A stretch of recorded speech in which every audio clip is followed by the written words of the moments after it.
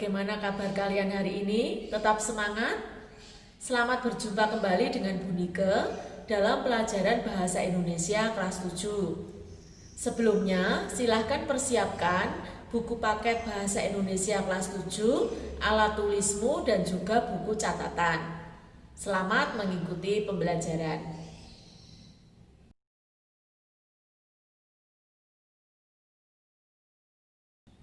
Anak-anak, hari ini kita akan mempelajari tentang struktur dan kebahasaan teks deskripsi.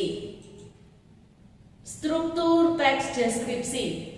Silahkan buka buku paket Bahasa Indonesia kelas 7 halaman 20. Struktur teks deskripsi terdiri dari 1. Identifikasi bagian, 2. Deskripsi bagian, 3. Penutup atau simpulan atau pesan. Identifikasi bagian berisi nama objek yang dideskripsikan, lokasi, sejarah lahirnya, makna nama, pernyataan umum tentang objek. Deskripsi bagian berisi perincian bagian objek, tetapi diperinci berdasarkan tanggapan subjektif penulis. Perincian dapat berisi apa yang dilihat, bagian-bagiannya, komposisi warna, seperti apa objek yang dilihat menurut kesan penulis. Perincian juga dapat berisi perincian apa yang didengar, mendengar suara apa saja, seperti apa suara-suara itu, atau penulis membandingkan dengan apa.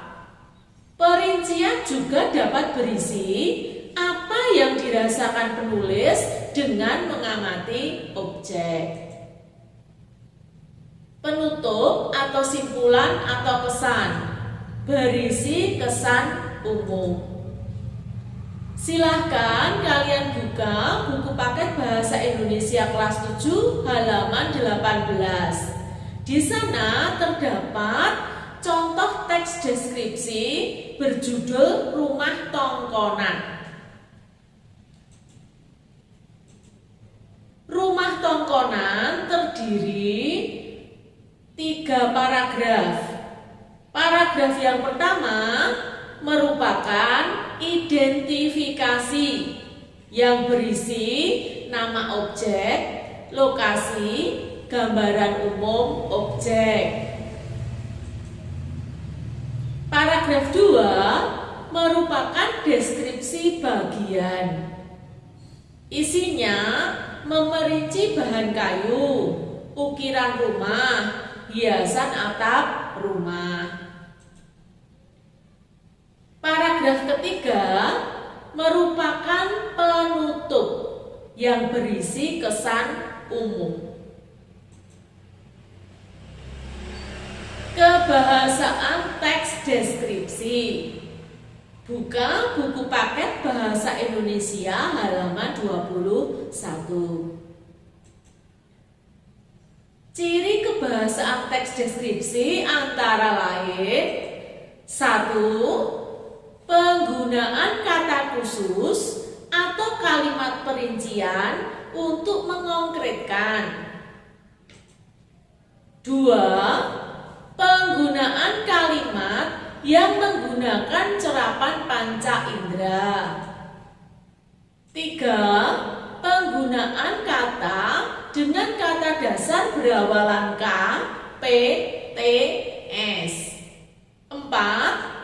Penggunaan sinonim dengan emosi kuat pada teks deskripsi. 5. Penggunaan kata depan pada teks deskripsi. 6. Penggunaan kata khusus. 7. Penggunaan kata depan di dan huruf kapital.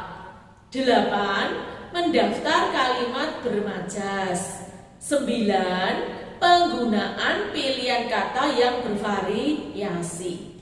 Mari kita bahas satu persatu ciri kebahasaan teks deskripsi berikut ini. 1. Penggunaan kata khusus atau kalimat perincian untuk mengkonkretkan. Kata khusus untuk mengkonkretkan warna dirinci merah, kuning, hijau. Kalimat ibuku orang yang sangat baik. Kalimat tersebut dapat diperinci untuk menjelaskan kebaikan ibuku. Dia berusaha menolong semua orang. Dia ramah dan tutur katanya lembut kepada siapa saja. 2. Penggunaan kalimat yang menggunakan cerapan panca indera. Seolah melihat.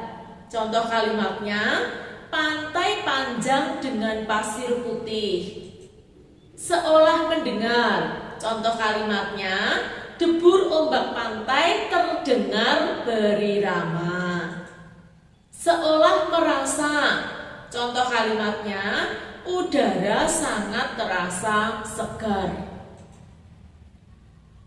3. Penggunaan kata dengan kata dasar berawalan K, P, T, S. Kalimat Pantai Karimun Jawa sungguh memesona. Telaah penulisan kata. Kata memesona itu berasal dari men plus pesona. Huruf P luluh menjadi M karena setelah awalan men diikuti oleh kata dasar yang diawali dengan huruf P ataupun yang berawalan huruf K, T, S, maka huruf awal tersebut akan luluh. Pesona, men plus pesona menjadi memesona. 4. Penggunaan sinonim pada teks deskripsi. Kata indah bersinonim dengan emosi kuat dengan kata elok, permai, molek. 5. Penggunaan kata depan pada teks deskripsi. Kata depan antara lain di, ke, dari, pada. Penggunaan kata depan dalam kalimat.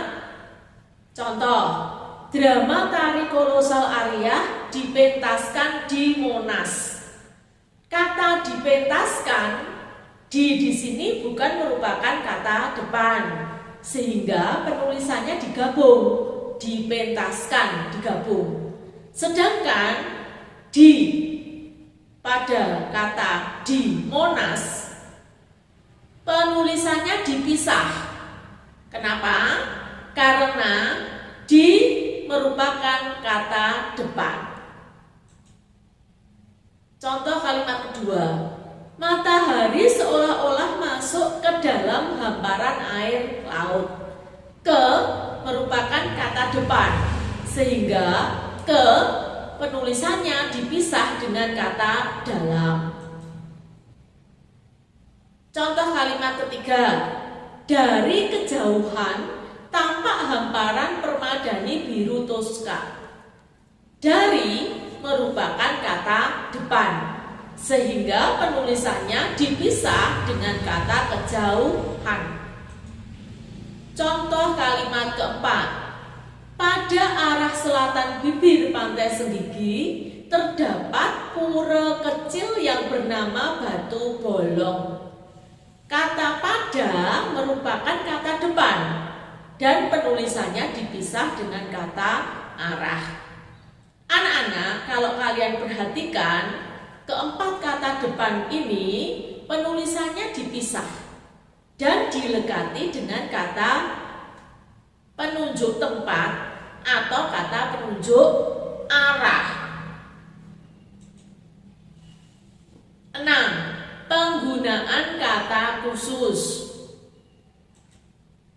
Kata umum melihat memiliki kata khusus menonton, menyaksikan, memandang, mengamati, dan memperhatikan. 7. Penggunaan kata depan di dan huruf kapital. Penggunaan kata depan di sebagai penunjuk tempat. Contoh, di Lombok, di Toraja. Penggunaan kata depan di sebagai penunjuk arah. Contoh, di bagian barat rumah Tongkonan. Penggunaan huruf kapital yang tepat pada awal kalimat dan unsur nama geografi. Contoh, Pantai Senggigi terletak di Provinsi Nusa Tenggara Barat. Kalian perhatikan penulisan di situ, Pantai Senggigi, PS menggunakan huruf kapital. Terletak di Provinsi Nusa Tenggara Barat. Huruf P, N, T, B menggunakan huruf kapital. 8. Mendaftar kalimat bermajas. Contoh kalimat, angin laut mengelus wajah. Kalimat tersebut menggunakan majas personifikasi atau memberi sifat manusia pada benda. 9. Penggunaan pilihan kata yang bervariasi. Kata indah bisa juga divariasi dengan kata elok, permai, molek.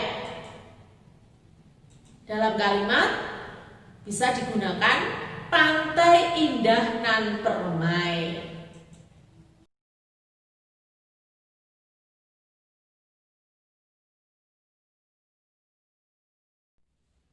Nah anak-anak, demikian tadi pembelajaran tentang struktur dan kebahasaan teks deskripsi.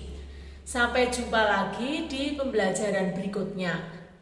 Tetap semangat dan jaga kesehatan. Tuhan memberkati.